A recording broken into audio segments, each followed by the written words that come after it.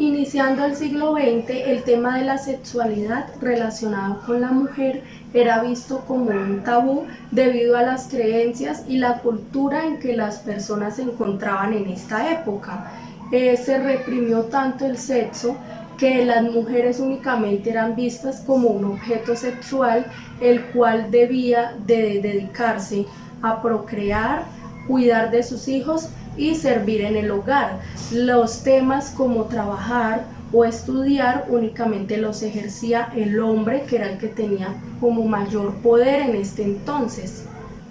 Además de que las mujeres no podían expresar su sexualidad de manera libre, también se veían afectadas por la influencia que ejercía la religión en este entonces, ya que se veía la figura femenina como un pecado, y por esto las mujeres debían de cuidarse mucho en su manera de vestir para no ir a mostrar en exceso sus atributos.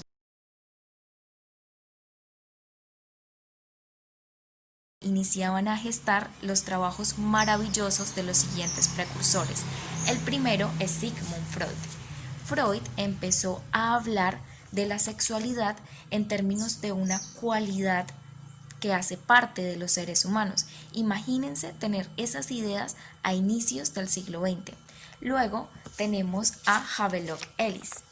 Él señaló a la homosexualidad como una clase de varianza, a la masturbación como algo que hace parte del sexo masculino, pero también del sexo femenino, y se encargó de derribar la idea de que las mujeres decentes no sienten apetencia sexual.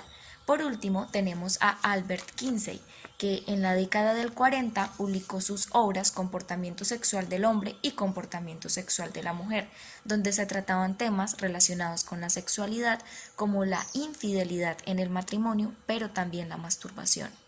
Todos estos precursores nos amplían el panorama del siglo XX y ayudan a que el pensamiento social de concebir a la sexualidad como algo malo inicie a cambiar.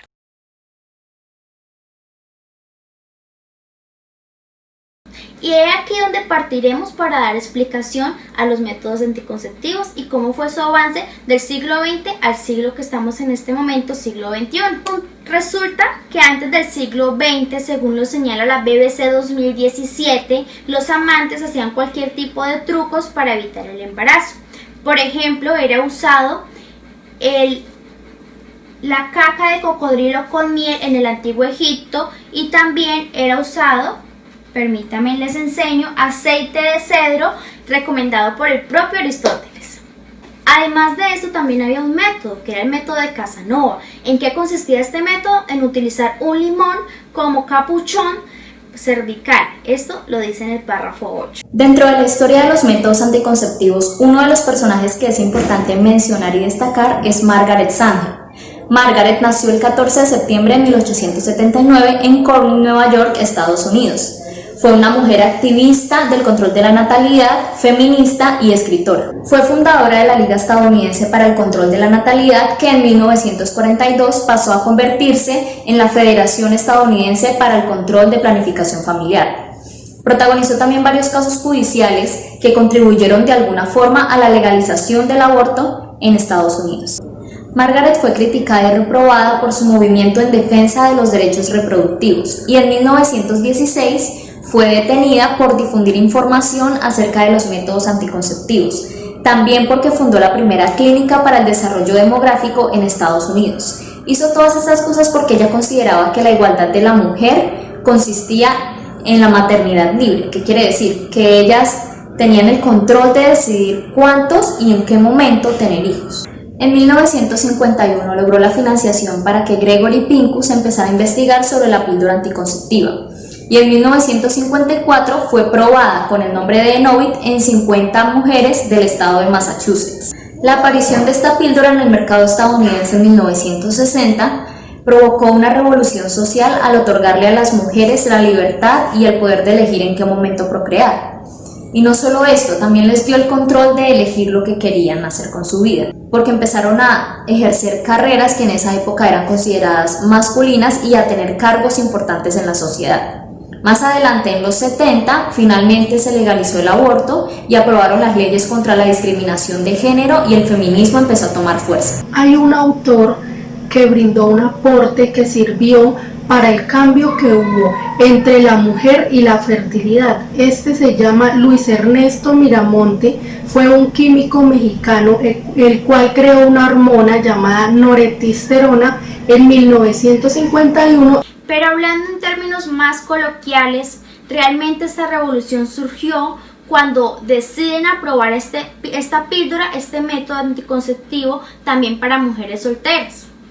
Entonces, con todo esto venimos a hablar de que en la actualidad ya no tenemos tantos tabús respecto a los anticonceptivos, sino que por el contrario tenemos mucha más facilidad para acceder a ellos, como por ejemplo tenemos los métodos de barrera. En este caso tenemos variedad de métodos, como por ejemplo tenemos la píldora anticonceptiva, que bueno, que era de la que hablamos, también tenemos el Yadel, tenemos la famosa T y mucho otro tipo de método anticonceptivo a los cuales las mujeres libremente pueden elegir y acceder siempre y cuando conozcan cuáles son los pros de estos medicamentos y de estos métodos. Tras varios debates sobre los derechos reproductivos de la mujer a nivel mundial, poco a poco se aprueba el uso de estos métodos de forma libre en la segunda mitad del siglo XX. En Colombia llega la primera píldora anticonceptiva en 1960 y posteriormente en 1965 se abre la Fundación Profamilia y constitucionalmente se constatan los derechos reproductivos. El surgimiento de esta píldora ha marcado un hito en la economía y desarrollo, puesto que disminuir la tasa de natalidad aumenta el desarrollo económico y social. Cuando se legalizaron estos métodos anticonceptivos cambió radicalmente el proyecto de vida de la mujer. Países en donde la tasa de natalidad es muy elevada predomina la violencia, los conflictos y la pobreza. El hecho de que la mujer pueda usar métodos como lo de la píldora anticonceptiva le da independencia sobre su cuerpo, puesto que métodos como el condón masculino implican negociación con su pareja.